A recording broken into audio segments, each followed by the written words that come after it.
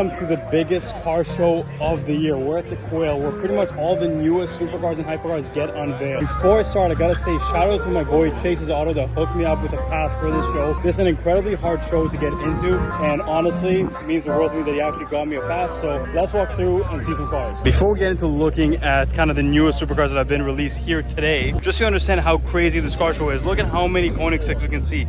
Anywhere we look, there is Koenigseggs. So let's go walk around, see the newest cars, see the craziest cars are here, and just explore the show. So starting off here, honestly, I'm not the biggest Jesko fan. I do like the car. I'm not saying I don't, but it's not my favorite car. But something about this spec and the white with the red honestly looks so good with the big wing as well. The world record car we saw before. Then here we have the Absolute, the top speed car. But man, oh man, is this special. So last year, the silver CC850 was here getting revealed. It was revolutionary, 6-speed manual and an automatic at the same time. But now they have a proper spec. White on white, you guys know that's my spec. That's my car spec. But look at this. Top down, we can see everything. The white with the brown interior looks so good. I wish I could drive one. Hopefully I could one day, but you can see it's a 6-speed manual and also an automatic transmission, and it honestly just looks great. This is probably my favorite new car that's come out in the last 10 years maybe.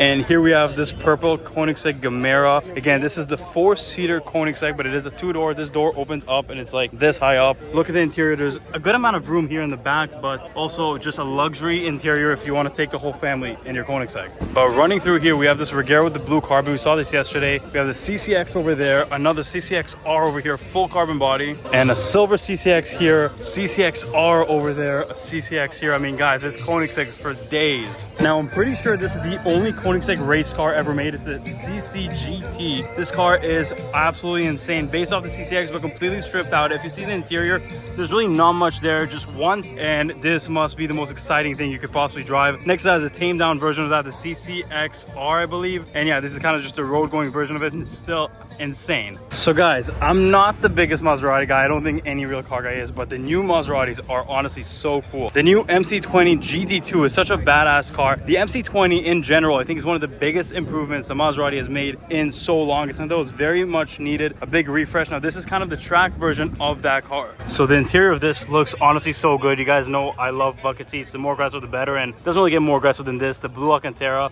But this is an absolute track car, and I would love to see this thing out on the road. But I really like what they did on this spec right here, because this is kind of like the MC12 color combo, and they put on the MC20. Looks so good on that car. I think the Bianco Fuji white, I'm not sure if they use the same white here, but with the blue two-tone, just the way to go for this car.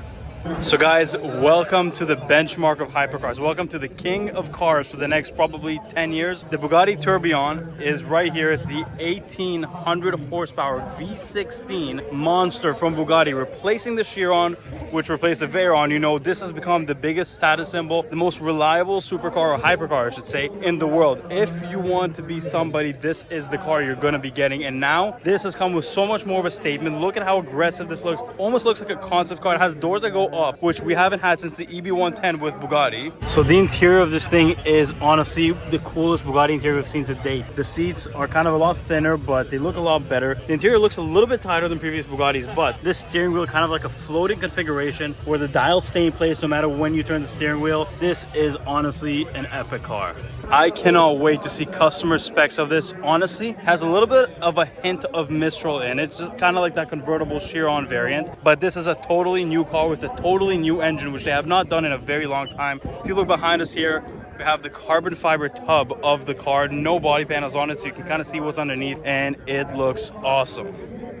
Now for the electric car enthusiasts, we have probably the most aggressive hypercar for you. This is the Navara R. I think this thing just got launched today, and man, it looks so much more aggressive than the regular Navara. You have this rear wing right here. The bumper in the back is totally different, and with a new front, it looks totally refreshed. Doesn't look like the Rimac concepts that we were used to from back in the day, you know, with Top Gear and all that. It does look like a brand new car. Now these are slept upon cars, the Hennessy F5s. I feel like nobody talks about these, but honestly, I love these things. I think they're like 2,000 horsepower, 1,900 horsepower. And look at this thing. It looks like straight out of a movie or a video game. Crazy spoiler, crazy roof scoop, insane power. And you gotta look at this interior. You have kind of like a fighter jet style steering wheel with these craziest bucket seats I have ever seen in my life, with just a little bit of padding so you're not completely uncomfortable, but it is so raw in here. So here we have Zonda Arrivederci. This is the last Zonda ever made. Now they've been saying this for probably a solid 14 years now, the last Zonda ever made. I think this is actually the one. So this has silver carbon fiber. I think it's the last, the only one that will ever have it, but yeah, it is the last one. It is a Roadster 760 with a manual transmission. This interior is crazy. Now this is probably the most anticipated car that anybody wanted to see during this car weekend. Apparently it will be driving around tomorrow, which we cannot wait for, because look at how aggressive this thing is. Massive roof scoop, crazy red interior, silver carbon fiber. It looks so insane. The wing is gigantic. It's got these blue and red accents. Honestly, this is the most wild Zonda we've ever seen. Now here's the Imola Roadster. This thing is just as wild as that Zonda, but in a Huayra. Look at the size of the diffuser here in the rear. The spoiler is crazy with a fin that kind of goes all the way here from the roof scoop all to here with these kind of like gold accents. The interior is wild. This brown with the kind of the square piping and stitching. The interior is just so nice on this thing. What an aggressive car. But on the stand there is one of the most important Paganis to come out in a while. We're gonna go look at it right now. So this is the new Pagani Utopia, but it's not any Utopia. This is the new Utopia Roadster. So removable roof, and honestly, I think it makes the lines of the car look so much better. Not that they were bad, they were incredible to begin with, but with the open top, this is perfect. But this is the first Utopia I have seen with the 6-speed manual, or 7-speed, my bad, manual transmission. Imagine driving this with a V12 open top manual transmission, gated manual at that. This must be the best driving experience you could buy nowadays. But look at this spec. So this one is like this wine red carbon fiber. You know, we had like the launch spec was like a silverish tannish color. Then there was, I think, a white one. There was a full carbon one. There's the yellow one that we saw.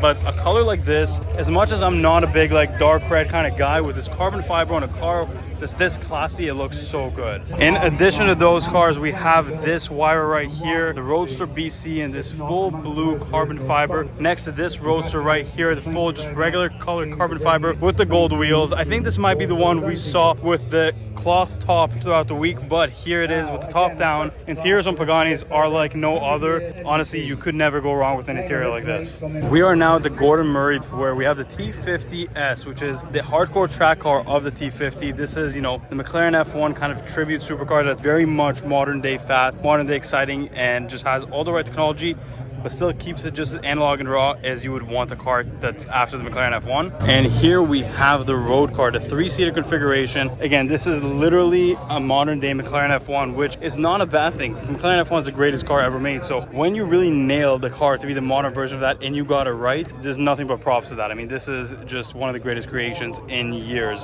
Inside, you can see the 3-seater configuration. You have 2 seats kind of a little bit further behind the driver's seat, and the driver is right in the middle with a manual shifter just to his right. And man, this thing reminds you so much of the F1, even the steering wheel, everything, but it's got just that modern touch to it, but nothing too modern to make you ruin the experience. And then in the back is the Cosworth V12 that just loves to rev, naturally aspirated. Again, all the right recipes for a perfect driver's car. And the funny thing is, this is the storage compartment of the car, so you could probably go on a very short road trip, but I definitely wouldn't say you can pack this car heavy.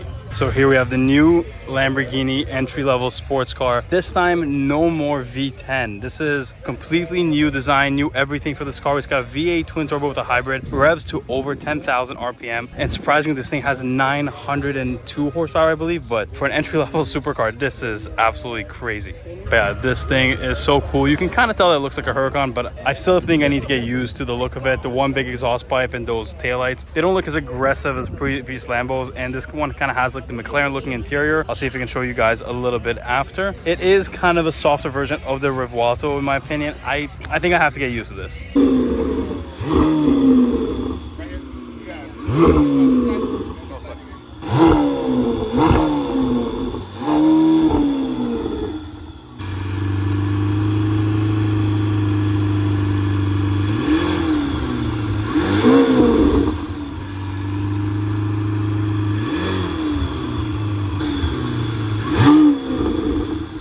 We stood out here for half an hour, and I'm not gonna lie, I don't think this was worth it. I'm not big into modifying your cars, but if you get one of these, you should probably put an exhaust on it.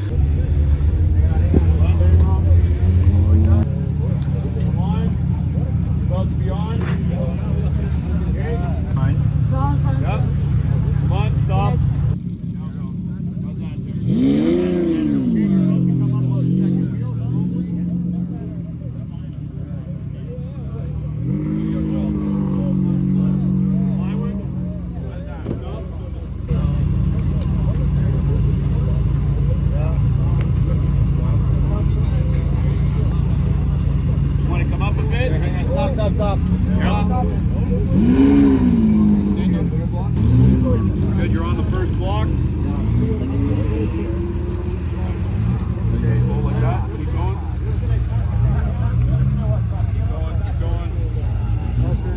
guys, you know what I thought of? This is not a great Lambo at all. It's a very bad Lambo, but this would be a very good McLaren. I think that's my summary of this car. And if you look at the interior, it kind of has, like, for the screens, all the fonts for Lambo, but the design it's totally McLaren. I mean, this should be a McLaren.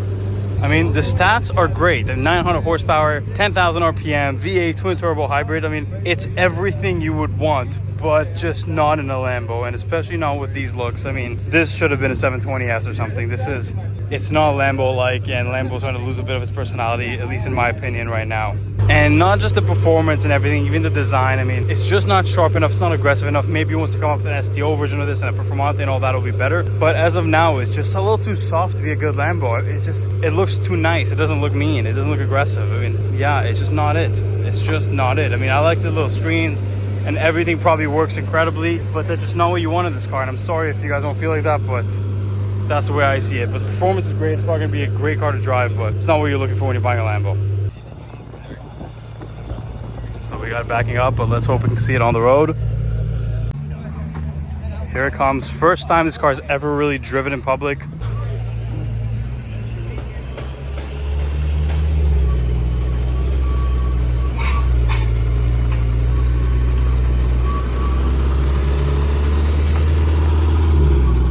First time ever driving in public. It's about to hit the road for the first time.